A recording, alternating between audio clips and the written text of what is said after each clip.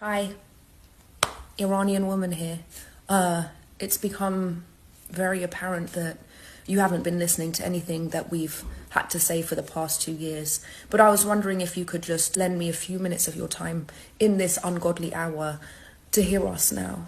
We've had to watch over the past 24 hours people clambering onto the internet to exclaim that Iran has the right to defend itself. In what capacity have you distorted this story to make the Islamic Republic the victim? That's I think what we're most curious about. When we were screaming for the past 2 years that they were lynching us, where were you? When we were screaming that they were killing Iranian women for not wearing a hijab, where were you? When they were lynching Iranian men from cranes for protesting, where were you? When we were explaining that this is a terrorist occupying force, where were you? But all of a sudden, everyone's graduated from Instagram School of Law to say that this is a violation of international law and Iran has the right to defend itself. First of all, you're not talking about Iran, you're talking about the Islamic Republic. What the Islamic Republic does is not a reflection of the Iranian people. We've been clear about what we want, which is peace. Second of all, you may have discovered the Middle East yesterday, but the Middle East didn't start existing yesterday. If you want to talk about an act of war, just a few days ago, a federal court determined that the attacks on Israeli embassies and Jewish centers in Argentina were conducted by the Islamic Republic and Hezbollah. That was in the 90s. That was in the 90s.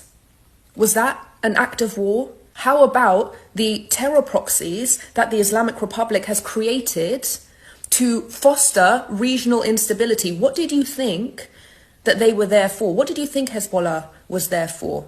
Hamas, Houthis, the militia groups in Iraq and Syria. Did you think that they were there to instigate a system of public schooling, education, to feed the poor, house the unhoused? What did you think that they were there for? Is that an act of war?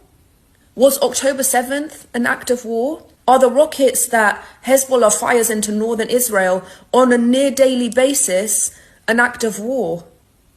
And so when these senior IRGC commanders meet up with Hezbollah in an IRGC military base, okay, not an Iranian embassy, and Israel strikes, your response is to say that that is an act of war. If you had listened to us for the past 2 years, much less the past 45 years, you'd know that Iranians don't want war with Israel. We want peace with Israel. Iranian people inside of Iran have come out and said this over and over and over again. It's you that wants war with Israel. It's your hatred for Israel and your hatred for Jews that's pulling us into a war that we didn't ask for. Have we not suffered enough for the past 45 years that we now have to be used as pawns for your fantasies about war with Israel? Leave us alone. We don't want that. So if you want to support the Islamic Republic in putting Iranians' lives at risk and everyone's lives at risk, they just killed a 10-year-old Bedouin boy for this. Is that what you wanted?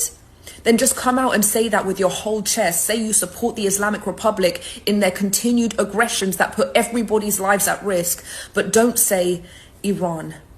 For 2 years, we asked you to come out and say free Iran. And now you want to speak up to put our lives at risk and say go to war, Iran. You are no friend to the Iranian people for that.